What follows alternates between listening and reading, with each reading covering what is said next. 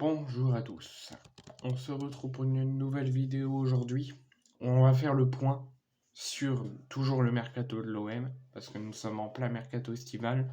On a parlé de la préparation de l'OM, le départ de l'OM en Allemagne, le cas Ilman Ndiaye dans le GTOM, avec le cas Pierre-Emerick Aubameyang.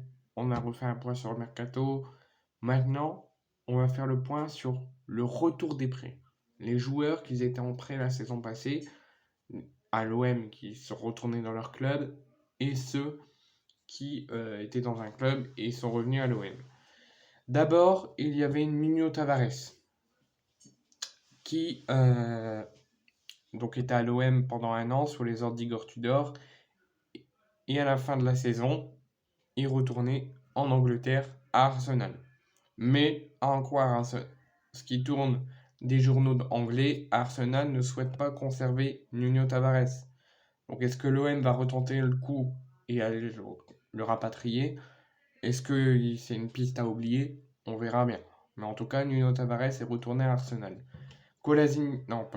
Issa Kabore était à l'OM et n'est toujours pas revenu à l'heure actuelle. On ne sait pas si l'OM va retenter son coup de le rapatrier, mais en tout cas, il est reparti à Manchester City. Ensuite, il y avait Eric Bailly qui a joué quelques minutes, mais à cause de ses blessures et des choix d'Igor Tudor, il n'a pas joué énormément, il n'a pas pu faire ses preuves. Du coup, il est retourné en retour de prêt à Manchester United. Et si je ne me trompe pas, c'est tout. Maintenant, les retours des prêts pour les joueurs qui étaient dans un club et prêtés par l'OM et qui sont revenus à l'OM. Donc le club phocéen a installé un loft pour les joueurs sur qui il ne compte pas. Une tendance en Ligue 1 ces dernières années. Il y a souvent des clubs pour les retours des prêts dans l'effectif qui ne souhaitent pas les conserver. Il est bon dans un loft. Donc l'Olympique de Marseille a frappé fort cet été. Malheureusement, le seul point noir, c'est qu'ils ont pris énormément de temps et énormément de retard à choisir un coach, mais ils ont choisi un coach, Marcelinho.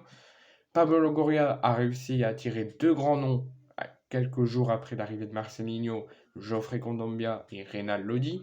Deux hommes qui sont habitués à des joutes du haut de tableau et qui vont sans doute apporter de la qualité et de l'expérience à l'OM qui a encore besoin de renforts. Mais en attendant un renforcement de l'équipe et en attendant aussi de nouvelles arrivées, l'OM va faire face à un bon nombre de joueurs qui vont revenir de près de la saison passée dans un club.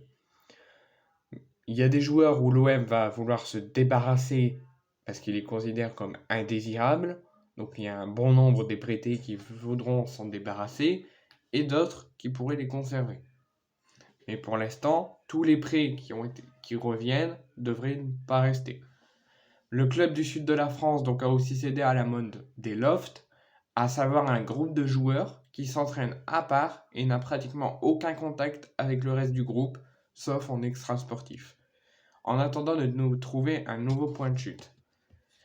Donc il y a 4 joueurs qui étaient en prêt la saison passée et qui sont revenus à l'OM cette saison. Il y a Jordan Amavi, Paul Lirola, Conrad De La Fuente et Salim Benseghir. 4 joueurs qui étaient prêtés la saison passée, avec des résultats assez mauvais si on met de côté Benseghir, qui a fait pour moi une belle saison à Valenciennes, mais qui n'est pas complètement mis à l'écart par l'OM. Je vais y arriver.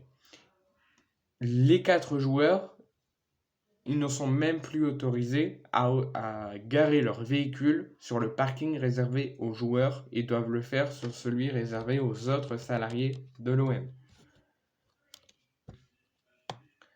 Une situation difficile à vivre pour ces 4 joueurs, mais qui est nécessaire aux yeux de la direction afin d'accélérer un départ et de récupérer quelques deniers sur ces joueurs indésirables.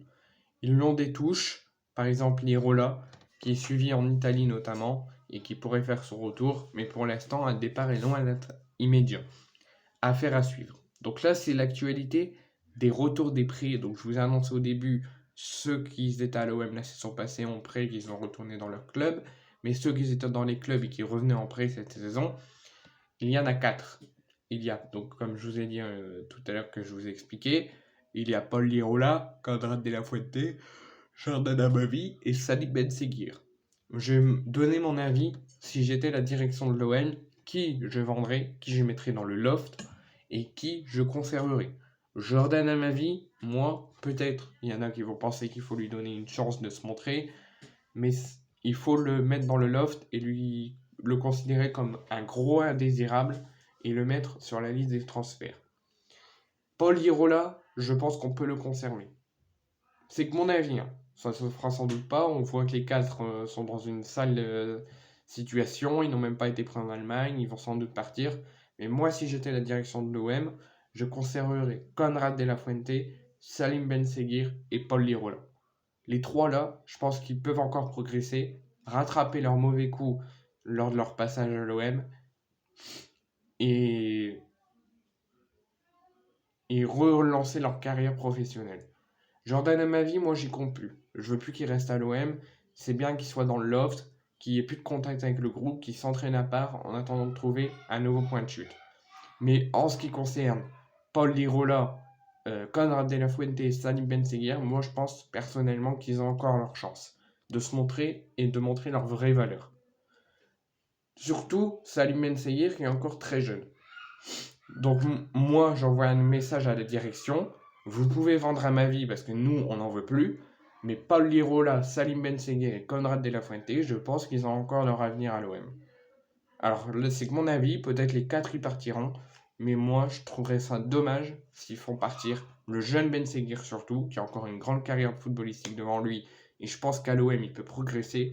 Pareil pour Konrad et Lirola, je pense qu'on peut encore leur laisser leur chance. Donc j'espère qu'ils changeront d'avis, qu'ils mettront que sur le départ à Amavi et qu'ils garderont les 3 autres. Mais en tout cas, l'OM a mis en place son loft pour les retours des prêts.